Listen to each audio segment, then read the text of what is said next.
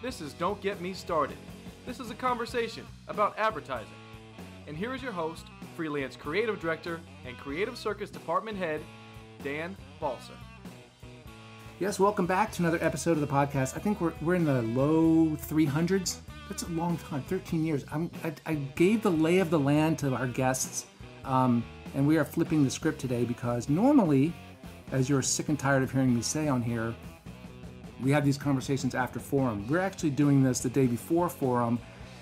I don't know why. I assume you guys have a flight or kids or family or something. So the guests are, as you know, from looking at the name of it, we're talking to Katie Riddle and Dave Bullen from Mono. 2 years ago, I did a Mono podcast with Paula Mackey and Joel Stacy. Mm-hmm. So Joel is still there, right? He is. Yep. Paul is now out in LA at 72, last I checked. Mm-hmm. Correct. And today we are doing this with Katie and Dave, and we have only known each other for a couple of minutes. I did look at Katie's website. You should check out Katie's website. It is locked. You're going to have to contact Katie to... Yep. If you want to find me, you'll find me. Yeah.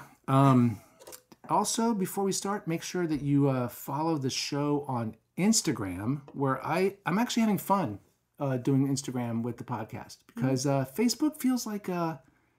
Facebook feels very, I don't know, traditional to me. Like in Instagram, I can put stuff up for the people that actually want pictures of cool things and not cool things, whatever it's in front of me. Anyway, so I'm going to go over the background of these guys because, with all due respect, I'm assuming people you're not household names yet. Not yet. Oh, she might be, but I'm certainly not. So, and also, listeners, fair warning, these guys had a long day. It's been really crappy weather in Atlanta. They arrived exactly how I would, agitated and low blood sugar. They were hungry. We have given them some calories and some food. Hopefully, I see a smile on Katie's face. Did not exist 20 minutes ago, so that's encouraging for the rest of this. Also, full disclosure, I think we all know we're all people. We're not durable things. That's fair. I needed some tacos. Right, don't we all? And what I'm meaning to say is that at any point during this conversation, the door might open with coffee. So just fair warning that we're going to be interrupted. And I also get a kick out of the fact that I'm going to go over these bios really quick. And one is by an art director, and one is by a copywriter. And you can probably guess which is which by the description. So Dave is a creative director. He's one of the two by trade. And I'll let you, the listeners, guess. He went to Brainco in Minneapolis. From Minneapolis, born and raised, ain't going anywhere. Just celebrated 9 years at Mono. Recently promoted to group creative director. Has worked on Harley Davidson, Target, Alfa Romeo, Google, Apple, Firefox. That's a browser. Correct. Sherwin-Williams. That's a paint brand. Correct. Lots of them. And Truth. When not advertising, he stays busy with his 5 kids. That's cinco. 5 kids. 5. Katie brings her West Coast roots, Midwest values, and New York work ethic to her writing and to Mono. I gave it away.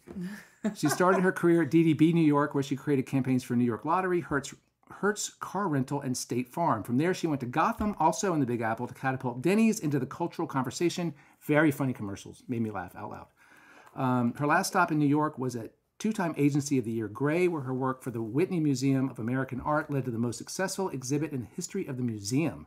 Measured by what metric? Ticket sales.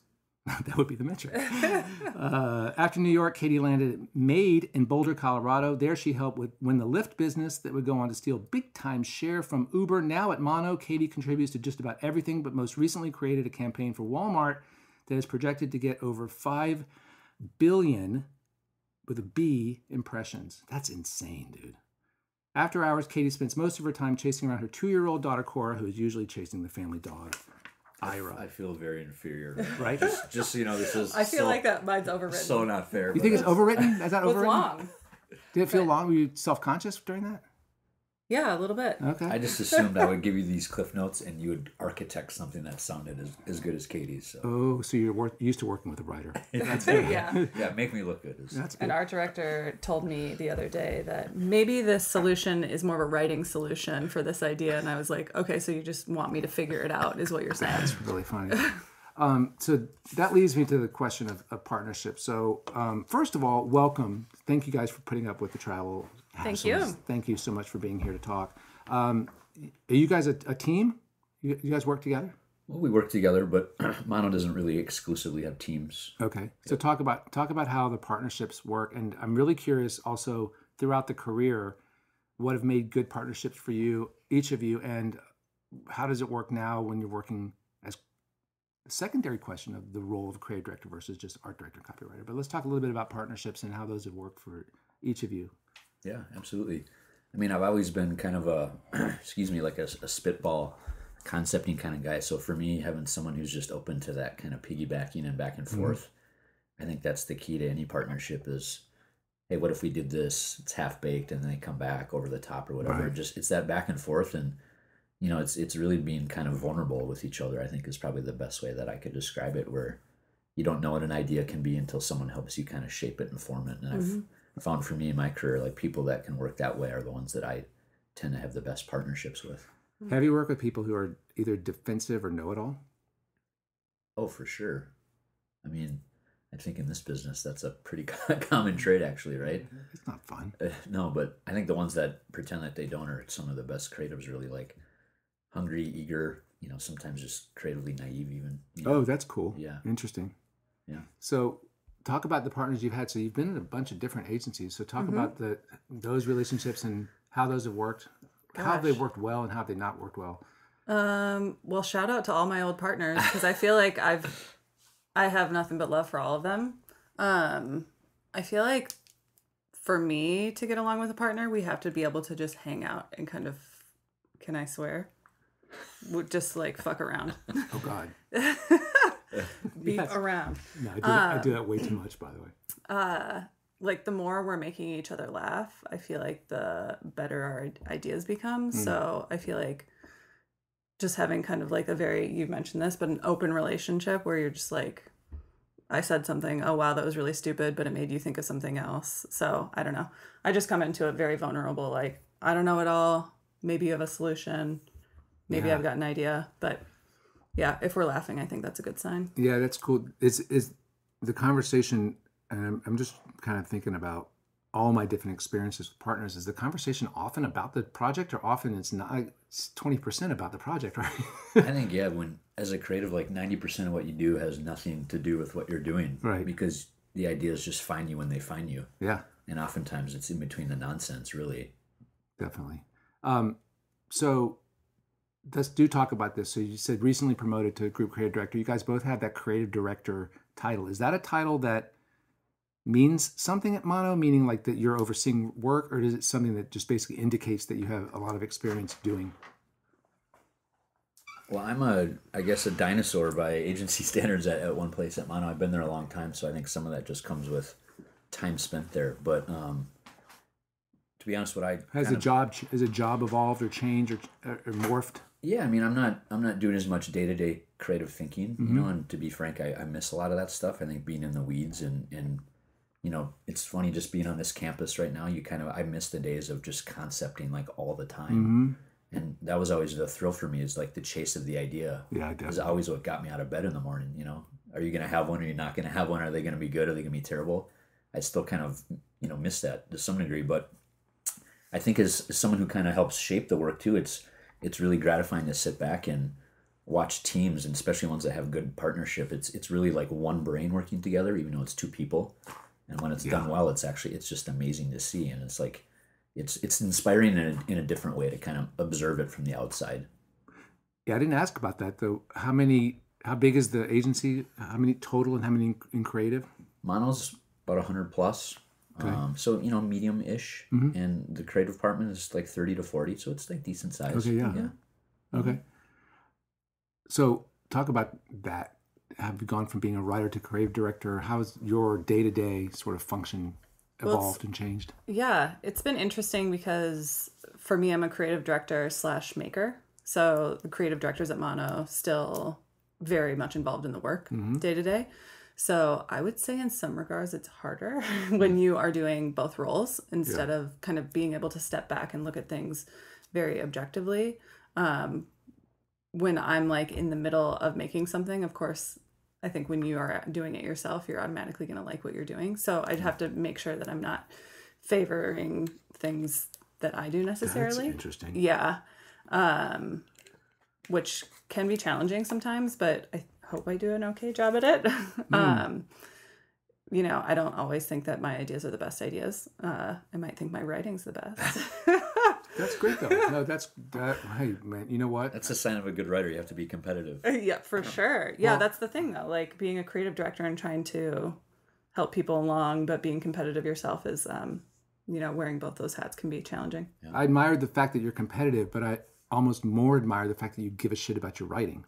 That sounds like so fundamental, but I just find this just sounds like me being an old dickhead. But like, I just don't think writers care as much about the writing as they should. And this, you jokingly said this is overwritten. This isn't overwritten. I loved reading someone it. caring, right? I loved reading it. So I don't care. care. Is that what you're saying? I didn't care. I mailed it in. My bio's a total You should have sent a picture. To our defense, we were on the runway for like the third hour. For your defense, doesn't say you're a writer. I'm sure this looks beautiful if it weren't me printing it out. Yeah. So, all right. So back to the job question. This is something that I'm always interested in hearing about because you don't end up here overnight. You end up here by putting in time, but also being observant, paying attention, and really learning from other people, right? So what were some of the traits that you picked up or admired from past creative directors or bosses that you had? And what were the things that you saw that you want to avoid or the things that you think are important to do that you saw former bosses do? Gosh, I'm so lucky. So when I started out at DDB New York, I worked for Matt Eastwood as well as Menno Clune, which are like huge in the industry, right? Yeah. And I feel like I went to Miami Ad School and got an education, but my real education came when I started my first job. Absolutely right.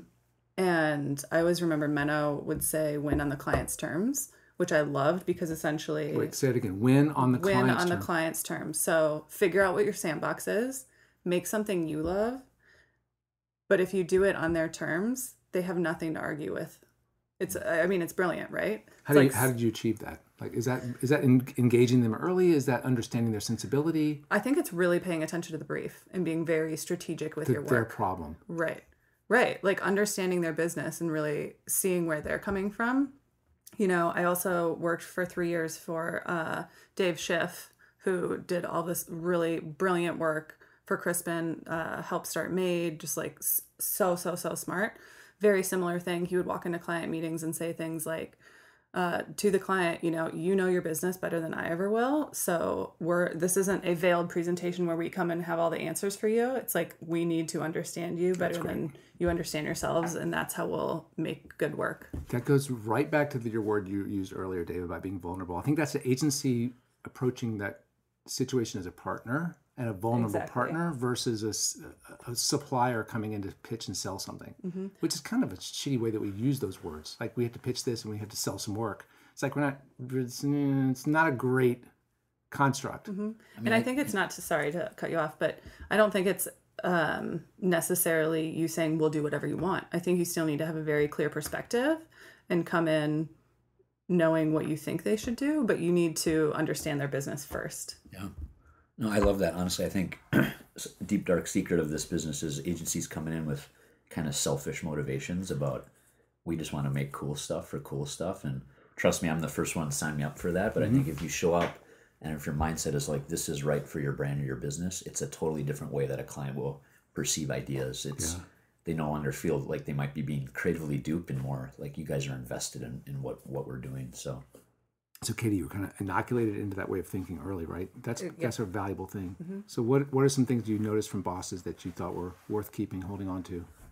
Man, so I was, like you mentioned in the bio, I was born and raised in Minneapolis, so I'm a lifer. So for me, like, when I went to ad school, I had a pretty narrow pool of agencies to choose from. And at that time, Carmichael was like my end game. So good. Back in the day, this is when they were killing it on like Harley and Porsche. And, I mean, like, the brands they worked on were just so iconic. So I was very fortunate at ad school to work there. So I kind of cut my teeth on brands like that, where it was just like brand building from the ground up. And you think of what Harley is today, that's because of Carmichael Lynch, 30 years of incredible work. So working with people like Jim Nelson, this was like a writer's dream. And as an art director, I still have tons of respect for the writers that shaped that brand. Sheldon Clay, a lot of these guys, one of my first creative directors ever, he was an art director, Bob Birkin, just like the obsessiveness over craft and details. Well, that's the hallmark. I think that's Minneapolis. As an outsider, that is what defines to me Minneapolis advertising. Yeah, it's hardworking. It's the work ethic. It's like the craft. Slave over the details. It's just beautiful work. Always has been just jaw-droppingly perfect. It's probably because it's just nothing else to do. Sitting in this room, with all these show books. Like, I'm still a sucker for like the print ad because it's an idea in its most basic form. And back then, Minneapolis, I think, did it better than almost any city in the country.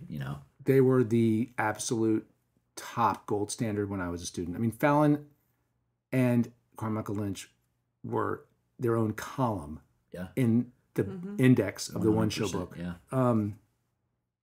What have been, shifting gears completely, what have been some of the toughest challenges throughout the career? What are the things that are the speed bumps that you sort of go home at night and just, why am I doing this? Oh boy, every night. Happens daily. Yeah. I think one thing that I've learned is you have to keep your stamina up. It's like literally maybe being an actor is similar, whereas you just get beaten down every single day by not only like the people on the other side of the table when it comes to clients, but like within the walls of the building. And I'm not saying this in like a, people are mean, but it's like going back to vulnerability. You're putting your ideas out into the world and people are like, that sucks. And you're like, oh shit. Okay. Well, now what do I do? So early on in your career, how did you process that sucks? Did you process that sucks as if you suck? Or did you process that as if, maybe it was the brief's problem or the client or the creative director? Like, how did you personally process this isn't working? I actually just gave some creatives at Mono advice about this, and I still try and do this to this day.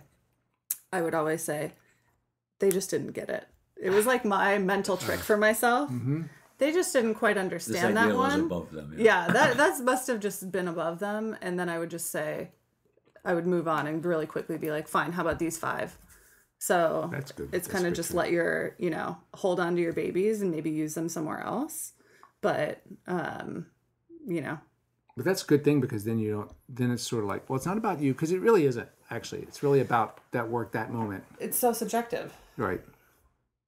What are the challenges? What are the sort of roadblocks for you, Dave? Yeah, to me, actually, I think one of the most challenging aspects of what we do is to like not have your happiness connected to your success rate. Oh God, yeah. If that makes sense, as a creative, I agree with Katie. It's like your batting average for the most part is always going to be kind of crappy, just because of the nature of how hard it is to sell in good work.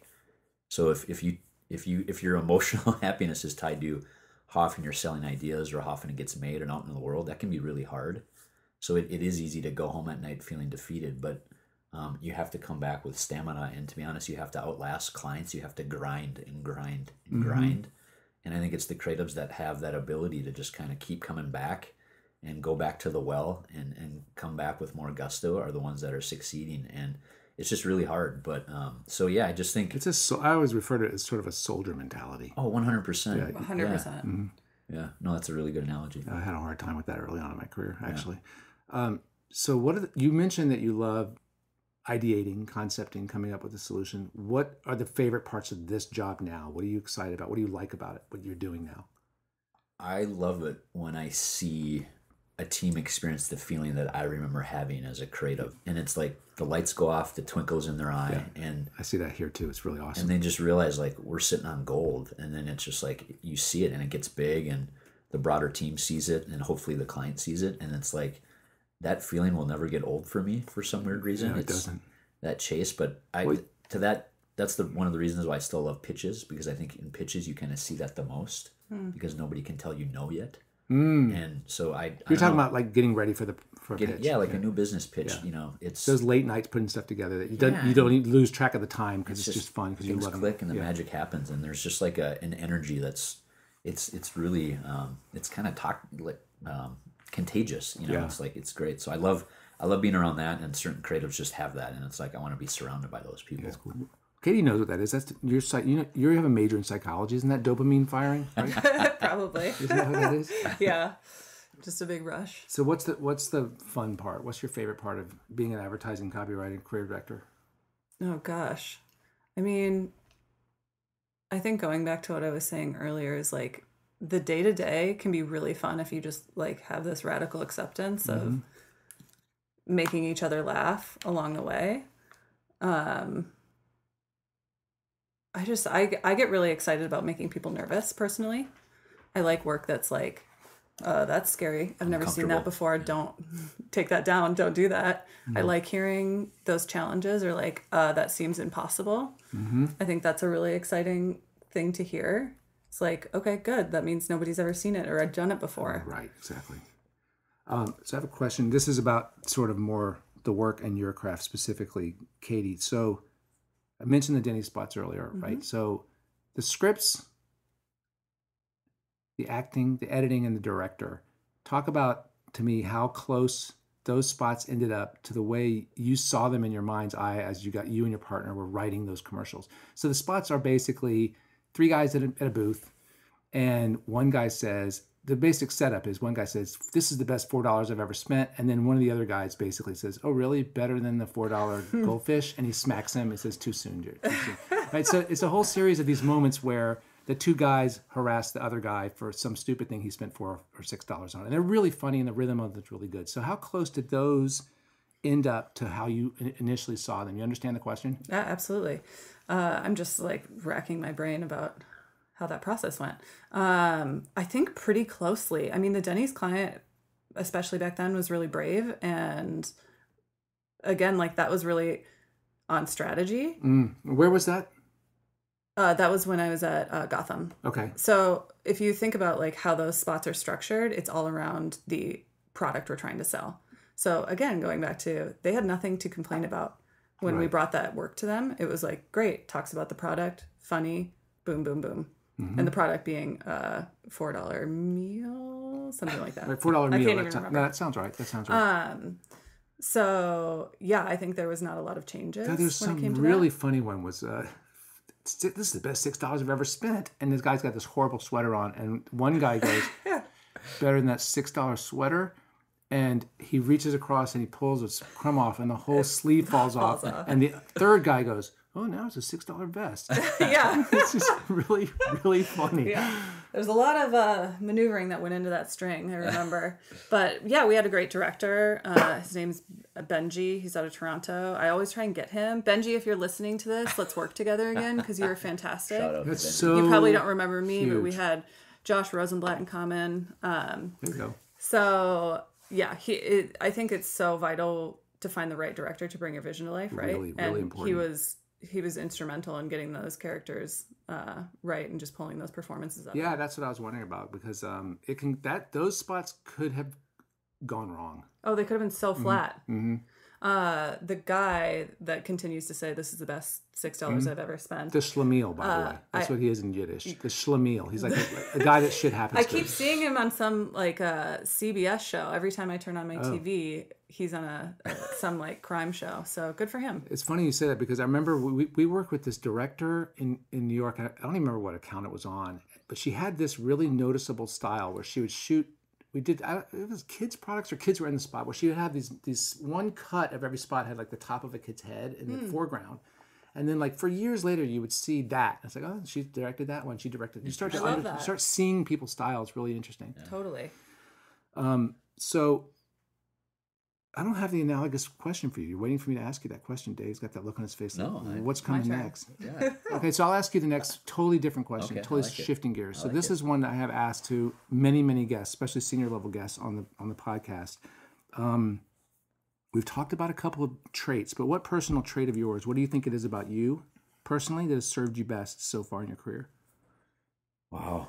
I think for me, like going back to ad school, I'd recognized pretty early I was not the most talented person, but I would always try and outwork and out hustle and outthink. And, I think just being smart in my approach has kind of been the thing that served me the best. And also, advice to any, current students is I think you have to be strategic in this business to succeed. You can't just be creative. And they're different but attached at the same time. That's very true. And I actually think the best creatives are really kind of almost strategists at heart too, because they approach it with such a smart sensibility. And smart can be a lot of things. That can be funny, it can be weird, it can be emotional, it can be whatever. But it's hard to show up and just be like, you need to like this just because it's creative. That's not a great way to sell work. If you can prove that it's really smart, if it's attached to a problem, attach it to a brief or an insight, like you'll just have a better success rate. So that's something that I've, I guess learned early on, but also just tried to apply. But I'm also not afraid to just like, I have to outwork people because I'm just not naturally as gifted as a lot of others are. So Right. I want to ask you about that. How do you define talent in that context? Because what you're talking about, okay, I'm going to challenge you on it a little bit. Yeah. I think what you're talking about is, I don't know what you're talking about. I want to hear what your answer is. But I think that word is either overrated or misrepresents what's really the valuable talent as a professional creative. Because you even said it. You said the best creatives are strategists. That, to me, I would argue, is a talent in itself. So when you say I'm not the most talented, and I'm interested in this because sitting in that chair, there's a guy called Mike Byrne. He had worked at White and Kennedy. He founded Anomaly. He runs Anomaly, and he's a friend of the school and a good friend. He said almost verbatim what you just said. I'm not the most talented guy. I've got to work harder. Talent defined by what? Well, for me, I think talent is like God-given to a degree. And how does it show up in a creative? It's natural. Like, I think it's like, you think of an athlete, some guys that are just naturally crazy gifted, and then there's other guys that like have to work their ass off to make the team. And that was kind of me, is I had to work my tail off. So what you're saying is you couldn't sit down and come up with a really great idea the first day. No, for me, it was like I would make up for it with volume, quantity over potential quality. And maybe it took me 50 ideas to get to one, and the other person did 5 to get to one, or whatever. I mean, I've just been around people that I know that they're more talented because I see their output and how it's potentially easier for them. Guy I grew up with in Minneapolis, Brock Davis, was one of like kind of my heroes growing up, and it just kind of spewed out of him so easy. And so I had to spend more time with some of that stuff. And as an art director too, some of the the stuff that I picked up along the way, I had to work harder at it, where others were just more naturally gifted with type, design, some of that stuff. So, but I love it. In an agency you need both, and there's nothing worse than seeing talent wasted, and that's like, it happens a lot too. It does happen a lot. Yeah, I know. So what's your trait? What was it about you? You might have said it. Just hard work. Hard work. That's good. Outsmart, outthink, work. Yeah. Okay. And I'm coming after you next over there. She's sitting there waiting.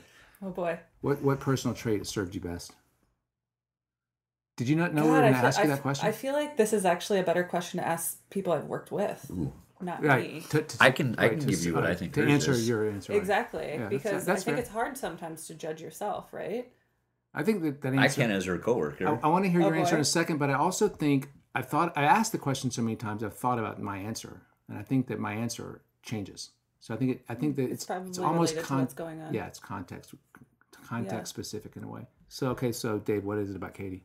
Well, it's passion for sure, and we recently worked together on an assignment, and like her emotional attachment to it was like so profound and big that it convinced me. You know what I mean? It's at first you're like, what am I not seeing? And then they kept coming back, and it's like, I see it because you're making me see it every time you come back to the wall. That's really great. It's not giving up an idea, and it's passion, and it's like, it would have been so easy for them to walk away and get defeated or give up on something, but they kept coming back. And to me, that proves a lot, is you're not willing to say no, but you're invested, and people that are invested, that really matters, I will say it's similar to that. Somebody once said, I bring a lot of energy to everything I do. So whatever it is, I'll just bring like a lot of enthusiasm to the project. At Mono, we recently did this personality test of everybody. Oh, gosh, don't get me started. I know. So it's like everybody's talking about it. But the disc profile. Yeah, right? the disc profile. Yeah. Anyways. Have you heard of this thing? No. Well, I need to. Maybe we'll have you take it after this. I would like that.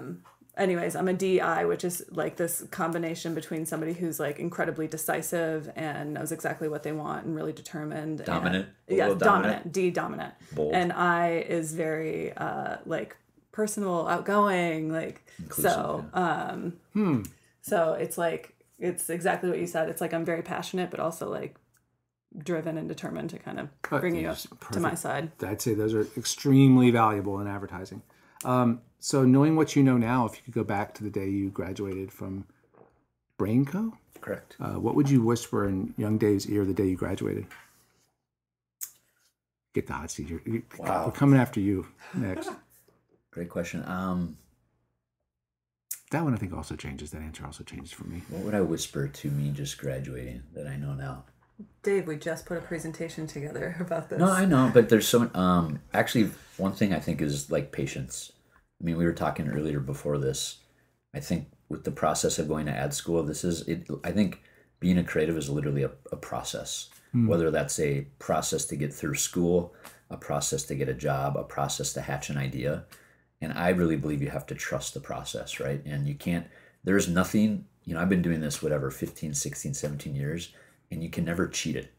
And if you could cheat it by now, somebody would have figured out how to do it. An agency, a client, somebody would have figured it out. But every time I sit down on a blank sheet of paper or a blank page, a blank Photoshop document, it's like, you always have to reinvent it, and it just comes, but you have to trust the process. And, Ooh, that's interesting. And that it literally takes time and patience, and I guess trust in yourself. Were you impatient early on? Yeah, I expected it to come easy. Like I like to win. I'm super competitive. I love winning, and so I think it's so easy in this business to get impatient. Why aren't the clients buying stuff? Why aren't we selling more? Why aren't we seeing more action? Why aren't I not winning more awards? It's so easy to get frustrated and down, but you just have to trust that. This business has waves, and it's like a roller coaster. You're gonna have dry spells, you're gonna have hot spells, and you got to trust that the dry spells will turn into hot spells and stuff like that. So patience, in a weird way, I think that's So 15, 16, 17 years later, are you better at compressing the process for yourself, doing the work? Are you able to identify an idea quicker and execute it faster, or is it still sort of like you have to hit those certain points of the process? I still am amazed. I think you might know how to get there kind of faster or more efficient, but it's still the same process to some degree. I agree. Yeah, I agree. And you can't cheat it. It's amazing. I just don't think you can cheat it. It's really hard. And a lot of it's manual labor. I mean, you're talking about your quantity. I don't care how good you are. You have to put in time giving yourself options, and you have to put in time to just get shit out to look at tomorrow. Yeah. I mean, you can be the best creator in the world and show up and never have an idea on that day. Right. Oh, that's true. true. But you might show up the next day and you might hatch it. So it's just that's a very good point. That's again trusting the process. That's a great way of saying that. So really quick though, I just want to ask, because I feel like the industry's changed so much that all of a sudden your process is so compressed. Yep. Like somebody once said, and I thought it was so true, instead of like, oh, you can come back and sleep on it, and the next day you can say, is this still good or is this bad? And now that overnight is now a lunch break. Right. You gotta sleep at lunch. So what would you whisper to yourself graduating from Miami Ad School? Goodness. I was listening to you, so I wasn't thinking about my own answer. I would say, I think like Are we not trying to tip our hand for tomorrow? Is that also part of why it's a tough question? I think one thing that I do now that I didn't know at the time was entertain yourself. I think I've said that to a lot of people recently, and they're like, wow, I never, ever thought about that.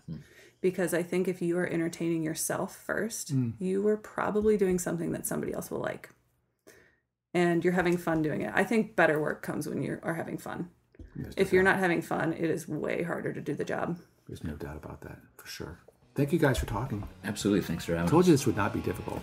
No, this is Thanks for having us. Yeah, I enjoyed it. Listeners, katie.riddle@mono-1.com, dave.bullen@mono-1.com. I'm still at the same email address, danspodcast@mac.com. The show is available for free on Spotify. It's available for free on... You're already listening to this. Why am I telling you that? Like the Facebook page. You're plugging yourself. I like it. DGMS Podcast on Facebook, DGMS Podcast on Instagram.